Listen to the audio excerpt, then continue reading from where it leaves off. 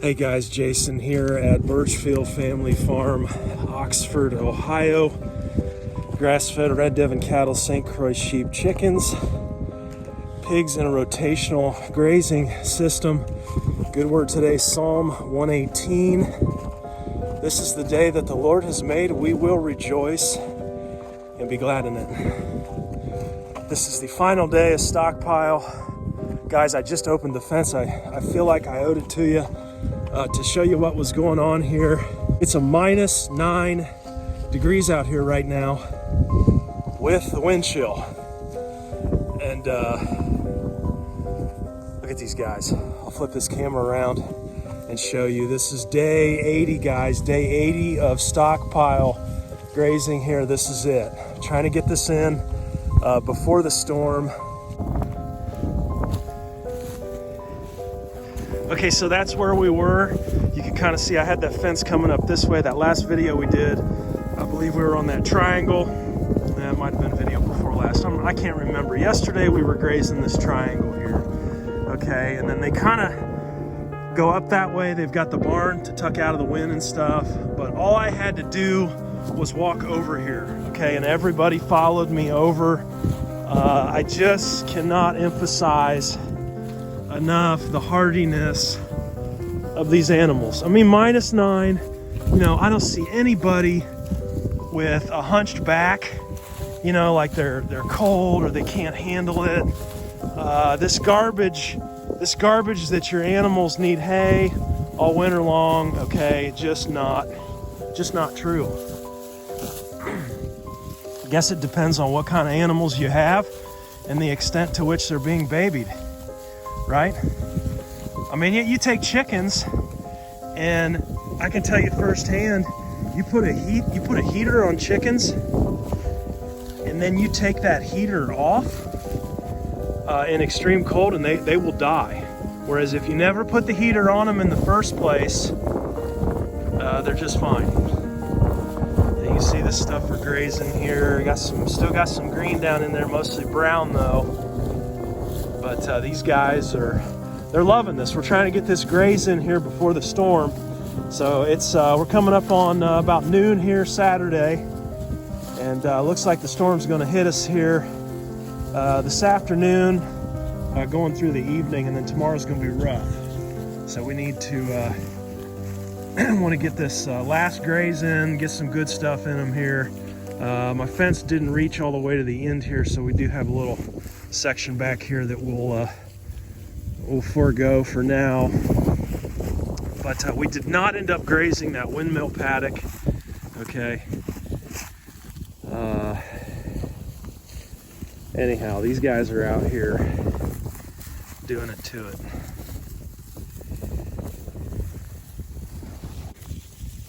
All right, there's Mr. Brutus getting a bite here. Let's take a look at this stuff that they're nibbling on. We got some plantain down in here. Obviously some fescue. Right there, guys. There's your red clover, huh? Ah, I just love it. Look at the patch of it right down in through here. Look how green it is. Absolutely amazing. They're getting down in there and getting that stuff here. Late January, Ohio. Minus 9 degrees, and we're grazing it. Let's see what she's eating there. It looks like some plantain. Yeah, they're getting into that fescue plantain. Definitely got more brown here than green, but there is some green down in there that they're getting. Yeah, I believe that's plantain there. She's getting into, which is staying pretty green here, you know, to be honest. Just loving this. There's Waylon, our other ram, one of our other rams there. Give you our Tennessee friends down there a shot of old Waylon. He's doing great. Loving life up here on the farm. Look at her condition. Look how rounded over she is. Just looking great. Let's head down here and look over cattle. So it looks like M is hammering that fescue. Just getting into some of that old chicory there too. She kind of avoided that. But yeah, she's getting down in there where it's green for sure. But looking at her, pretty good room and fill already. I just turned these guys out. She could use a little there, but she's just, I mean, it's non-stop. They're just going at it. Going at it. Let's check out Daisy here. Was she a good looking one or what? She's into that green, mostly fescue there. Yep. Trimming it right down.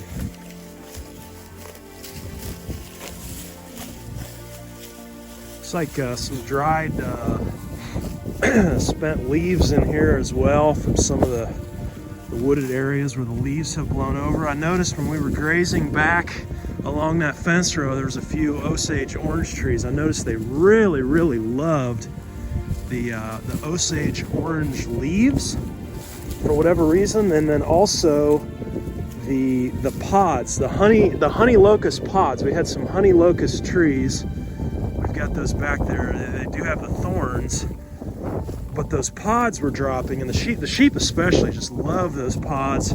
High in protein and energy this time of the year, so that was pretty awesome to see them eating that stuff there. I think the deer, the wild deer population, everybody kind of credits them.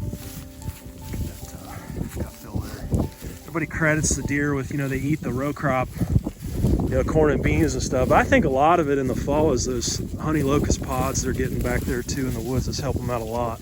Okay, and then Bobby here just dropped a pat. Let's take a look, guys. Look at that. What a beauty. Right on the money. No hay needed. Incredible. There's no way you can look at that and tell me, and look at their condition right now and tell me that we need to introduce hay. The only reason we bring hay in is because we're out of stockpile. Stockpile is far superior. What matters is what's coming out the back end and how they look condition-wise and how the animals are performing. And I'm not saying, go out there with your feedlot Angus, your behemoths and try and do this. I'm not saying that. You got to have the genetics, but these Devon genetics and these St Croix sheep genetics, all grass, no chemicals, get the immune systems in shape where they need to be and let the animals do what they do. We will feed hay, but that's only when we run out of stockpile. Okay guys, I can't hack it here. My phone's messing up and I'm spent. I really should have a scarf on or something here, and I can't talk with that. I gotta head in. Minus 9 here. Animals obviously no issues. We'll keep them grazing right up as long as we can, as long as they're comfortable, and when they're not, they'll tuck over here, out of that wind over at the barn once they get full back there. But everybody stay safe out there. I think there's quite a bit of hype along this storm. Not saying that there isn't the potential there for big storm to roll through here and do some damage. There is, but remember, faith is in the Lord. He takes care of us. Do not give in to fear, no matter what the media is saying. Okay, hang in there, keep the faith, and I gotta go get warm. We'll talk to you guys next week. Finishing up the stockpile though, and just super stoked to see the condition of these animals and the way that this has gone. So we'll do a video wrapping this up with final numbers and everything like that. But you guys stay safe out there and be at peace. Talk to you next week. Take care.